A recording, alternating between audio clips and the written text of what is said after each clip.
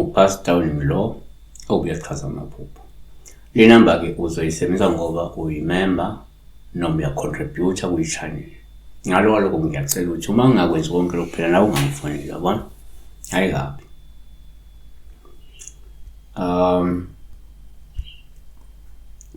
Sibheka amaphupho. Le number ke isebenza kusongo 9 ka-5 kuphela.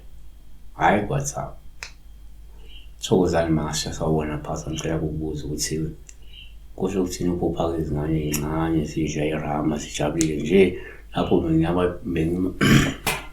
mengika boyfriend so uyajola bezolile beyozola bilela amalunde so nake singakusho uphupha izingane nzidla irama imajarini lokhu ukuthathwa ke ongamafutha acwengwe obisini bese uwagcoba kwisinkwa.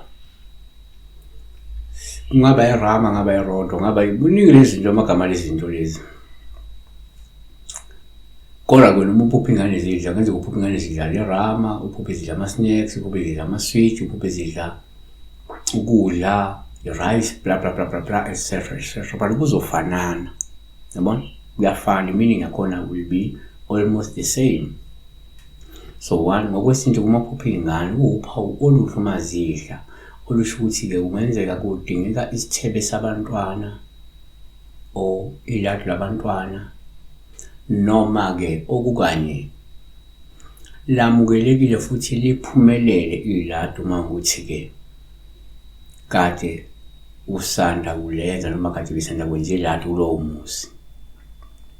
2 kwesinye isikhathi uma uphupha izingane kuyaba uphawu olukumazidla sibhubhudla ukudla lizoqeda olusho ukuthi kungenzeka kukhona omantindane abathunyelwa abathakathi ukuba ke badle ubunhlahla bakho noma badle ubunhlahla balomuzi, yabona?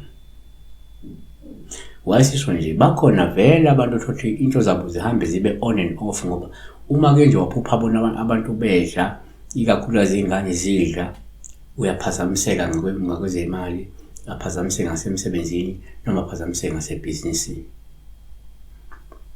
Number 3 kuyenzeka uma uphupha ingane kube uphawu olungaba nje oluhle noma olungelubike uma uphupha zidla ngoba kusengenze boyicreate computer kungenzeka kunomcimbi ozayo noma ke kunesidingo sokuthi kwenziwe nje umcimbi wezingane zakulo muzi noma ingane za umcimbi wezingane emphakathini noma umcimbi wezingane ngabe sebandleni. Sabo ngesibheka la uphupha ingane zidla. Ngalokwethu kunesikolo Mayanga Brother has a school lapha ePitoli Orange Town. Igama lesikolo is Serechwood Academy. Siqala ukusebenza ngo-2018 or 2017 somewhere. Sesijala kakhulu. Bane preschool kanye after care. So after preschool yabeqala grade RRR to grade 1. Bese after care yabeqala grade 1 to grade 12. Balapha e-Austin Street, Orange Town, ihamba nesikhala ePitoli. Mufuna ubathinda mufuna baxhuma ungathi www.serechwoodacademy.co.za noma ke uye ku-076 135 0426 noma ungathi 012 004 3755. Nakuko ongenza ukuthi ingane yakho uyithathe imise khona lapha e-Serechwood Academy benza i-computer literacy.